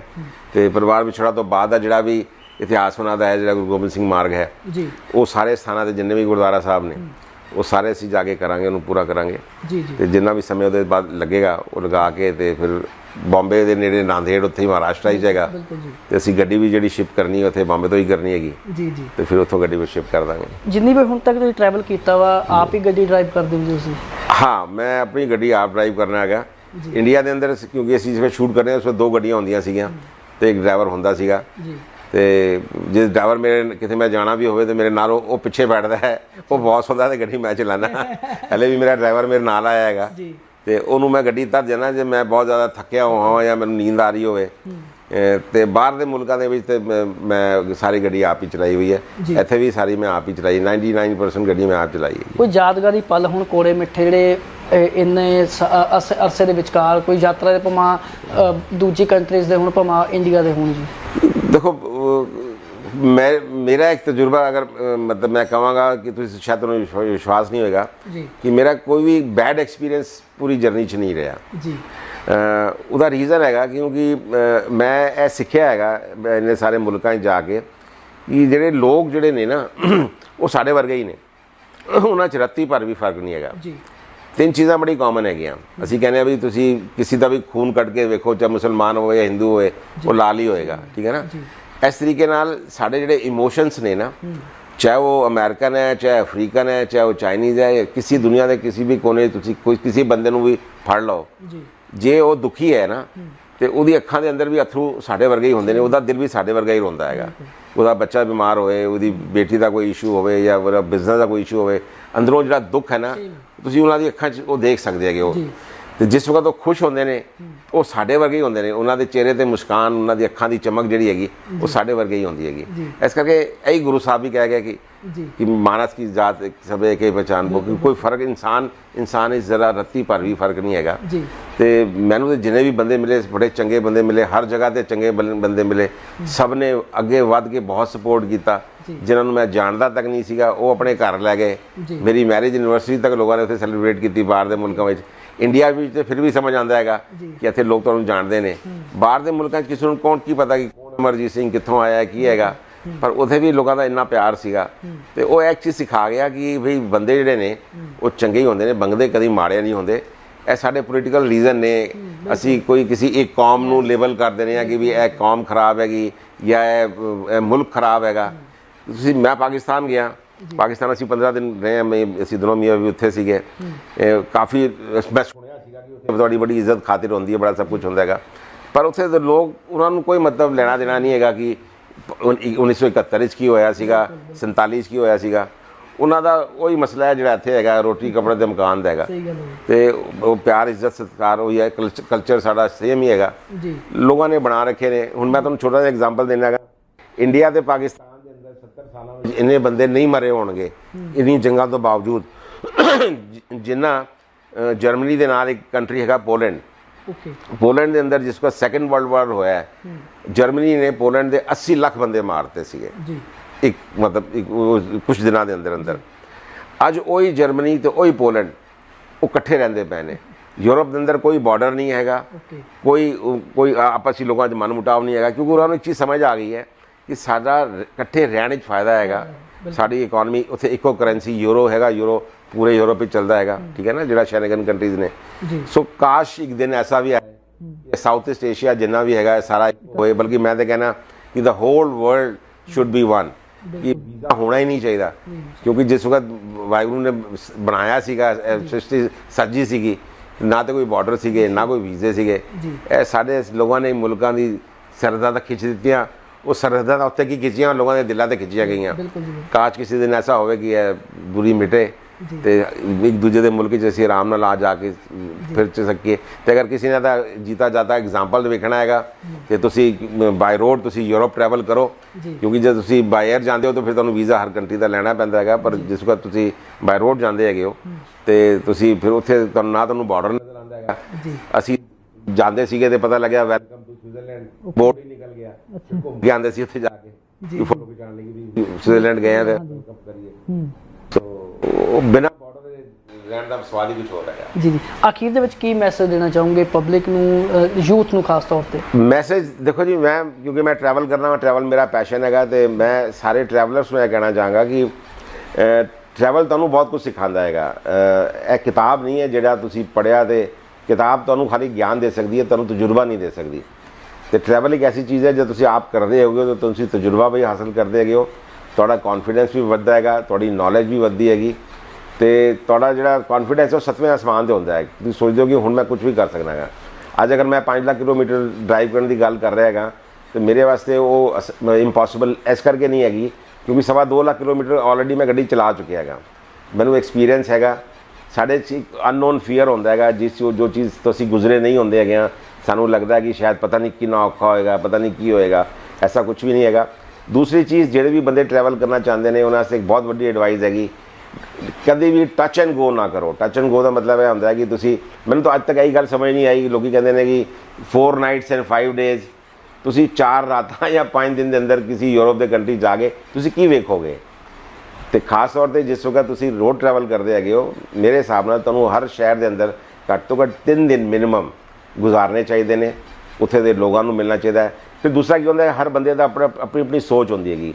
ਕਈ ਬੰਦੇ ਜਾਂਦੇ ਨੇ ਉੱਥੇ ਕਿ ਵੀ ਅਸੀਂ ਜਾ ਕੇ ਬਿਲਡਿੰਗਾਂ ਦੇਖਾਂਗੇ, ਤੁਸੀਂ ਅਮਰੀਕਾ ਚਲੇ ਜਾਓ, ਨਿਊਯਾਰਕ ਚਲੇ ਜਾਓ, ਤੁਸੀਂ ਪੈਰਿਸ ਚਲੇ ਜਾਓ, ਤੁਸੀਂ ਮੁੰਬਈ ਚਲੇ ਜਾਓ, ਤੁਸੀਂ ਸ਼ੰਘਾਈ ਚਲੇ ਜਾਓ, ਇਹ ਸਾਰੇ ਇੱਕ ਵਰਗੇ ਨੇ। ਆਰਕੀਟੈਕਚਰ ਦਾ ਫਰਕ ਹੈਗਾ, ਲੋਕਾਂ ਦੀ ਲੈਂਗੁਏਜ ਦਾ ਫਰਕ ਹੈਗਾ, ਪਰ ਦੇਖਣ ਨੂੰ ਇੱਕੋ ਵਰਗੇ ਲੱਗਦੇ ਨੇ। ਜੇ ਮੁਲਕ ਵੇਖਣੇ ਨੇ ਤੇ ਉੱਥੇ ਦੇ ਕੰਟਰੀ ਸਾਈਡ ਵੇਖੋ, ਉੱਥੇ ਦੇ ਲੋਕਾਂ ਨੂੰ ਮਿਲੋ, ਉੱਥੇ ਦੇ ਕਲਚਰ ਨੂੰ ਜਾਣੋ, ਉੱਥੇ ਦੇ ਖਾਣੇ ਨੂੰ ਜਾਣੋ, ਉੱਥੇ ਦੇ ਮਿਊਜ਼ਿਕ ਨੂੰ ਜਾਣੋ, ਤੇ ਉਹ ਸਭ ਜਾਣਨ ਵਾਸਤੇ ਤੁਹਾਨੂੰ ਟਾਈਮ ਚਾਹੀਦਾ ਹੈਗਾ। ਤੇ ਜੇ ਟਾਈਮ ਤੁਸੀਂ ਥੋੜਾ ਸਪੈਂਡ ਕਰੋਗੇ ਤੇ ਫਿਰ ਤੁਹਾਨੂੰ ਸਵਾਦ ਆਏਗਾ ਕਿ ਇਹ ਵਾਕਈ ਜਿਹੜਾ ਹੈ ਪੂਰੀ ਦੁਨੀਆ ਗੁਰੂ ਸਾਹਿਬ ਨੇ ਜਿਹੜੀ ਸਜੀ ਹੈਗੀ ਬੇਸ਼ਕੀਮਤੀ ਤੇ ਬਾਕਮਾਲ ਹੈਗੀ। ਤੇ ਮੇਰਾ ਆਬਜੈਕਟਿਵ ਤਾਂ ਇਹ ਹੈਗਾ, ਮੇਰੀ ਗੱਡੀ ਤੇ ਵੀ ਲਿਖਿਆ ਹੋਇਆ ਹੈਗਾ ਕਿ ਐਕਸਪੀਡੀਸ਼ਨ ਆਫ ਕਲਚਰ ਐਂਡ ਕੁਜ਼ੀਨ, ਖਾਣਾ ਤੇ ਮੈਲੋਡੀਜ਼ ਯਾਨੀ ਮਿਊਜ਼ਿਕ ਤੇ ਮੈਮੋਰੀਜ਼ ਤੋਂ ਮਤਲਬ ਹੈਗਾ ਕਿ ਜਿਹੜੇ ਲੋਕਾਂ ਨੂੰ ਮੈਂ ਮਿਲਣਾ, ਉਹਦੇ ਅੰਦਰ ਸੈਲੀਬ੍ਰਿਟੀਜ਼ ਵੀ ਹੁੰਦੇ ਨੇ, ਆਮ ਬੰਦਾ ਵੀ ਹੁੰਦਾ ਹੈਗਾ, ਜਿਹੜੇ ਮੇਰੇ ਬਿਨਾਂ ਫੋਟੋ ਖਿਚਾਉਂਦੇ ਨੇ, ਮੈਂ ਸਭ ਦਾ ਮੈਮੋਰੀਜ਼ ਬਣਾਈ ਜਾ ਰਿਹਾ ਹੈਗਾ। ਤੇ ਉਹਦੇ ਬਾਅਦ ਹੈਗਾ ਸਪਿਰਿਚੁਅਲਿਟੀ, ਜਿਹੜੀ ਮੈਂ ਗੁਰੂ ਸਾਹਿਬ ਦੀ ਯਾਤਰਾ ਕਰ ਰਿਹਾ, ਤੇ ਸਸਟੇਨੇਬਿਲਿਟੀ। ਤੇ ਮੈਮੋਰੀਜ਼ ਮੇਰੇ ਵਾਸਤੇ ਬਹੁਤ ਜ਼ਿਆਦਾ ਇੰਪੋਰਟੈਂਟ ਨੇ, ਕਿਉਂਕਿ ਇਹੀ ਹੈਗੀਆਂ ਜਿਹੜੀਆਂ ਤੁਹਾਡੇ ਨਾਲ ਜਾਣਗੀਆਂ। ਇਹ ਪੈਸਾ ਪੂਸਾ ਸਭ ਕੁਝ ਇੱਥੇ ਹੀ ਰਹਿ ਜਾਣਾ। ਜੇ ਪੈਸਾ ਨਾਲ ਹੁੰਦਾ, ਸਾਡੇ ਨਾਲ ਜਾ ਸਕਦਾ ਹੁੰਦਾ, ਤੇ ਫਿਰ ਕਫਨ ਵਿੱਚ ਵੀ ਲੋਕਾਂ ਨੇ ਜੇਬ ਲਗਾ ਦੇਣੇ ਸੀਗੇ। ਕਫਨ ਵਿੱਚ ਅਸੀਂ ਕਰਕੇ ਜੇਬ ਨਹੀਂ ਹੁੰਦੇ, ਕਿਉਂਕਿ ਤੁਹਾਡੇ ਨਾਲ ਕੁਝ ਨਹੀਂ ਜਾਣਾ, ਜਾਣਗੀਆਂ ਤੇ ਸਿਰਫ ਤੁਹਾਡੀ ਯਾਦਾਂ ਜਿਹੜੀ ਤੁਸੀਂ ਕਮਾਈਆਂ ਨੇ। ਧੰਨਵਾਦ। ਤਾਂ ਤੁਸੀਂ ਸੁਣਿਆ ਸਰਦਾਰ ਅਮਰਜੀਤ ਸਿੰਘ ਚਾਵਲਾ, ਜਿਵੇਂ ਪਹਿਲਾਂ ਗੱਲ ਕੀਤੀ ਸੀ ਵੀ ਕਿਸੇ ਪਹਿਚਾਣ ਦੇ ਮੁਹਤਾਜ ਨਹੀਂ, ਤਾਂ ਵੱਡਾ ਇੱਕ ਚੀਜ਼ ਨਿਕਲ ਕੇ ਸਾਹਮਣੇ ਵੀ 40 ਸਾਲ ਦਾ ਸੁਪਨਾ ਸੀ ਜਿਹੜਾ ਆਪਣੇ ਅੰਦਰ ਸਮੋਇਆ ਸੀਗਾ, ਉਸ ਨੂੰ ਉਸ ਉਮਰ ਦੇ ਵਿੱਚ ਕਹਿ ਸਕਦੇ ਹਾਂ ਪਾਸ ਕਰਨ ਦੀ ਕੋਸ਼ਿਸ਼ ਕੀਤੀ, ਜਦੋਂ ਬੰਦਾ ਥੱਕ ਹਾਰੇ ਵੀ ਚੱਲੇ ਹੁਣ ਤਾਂ ਉਮਰ ਲੰਘੀ, ਹੁਣ ਆਪਾਂ ਕੀ ਕਰਨਾ।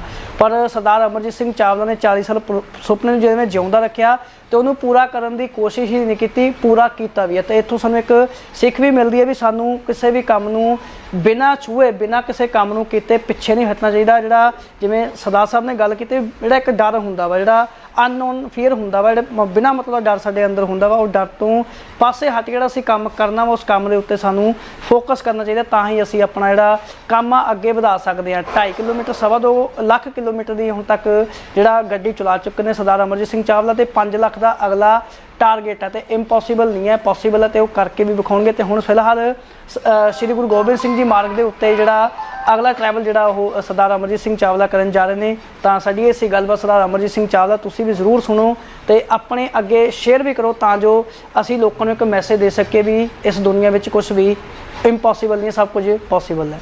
ਮੈਂ ਇੰਦਰਪਾਲ ਸਿੰਘ ਧੁੰਨਾ, ਕੈਮਰਾਮੈਨ ਰੋਸ਼ਨ ਨਾਲ, ਦੇਖਦੇ ਹੋ ਰਾਜਧਾਨੀ ਟੀਵੀ। ਸਤਿ ਸ਼੍ਰੀ ਅਕਾਲ।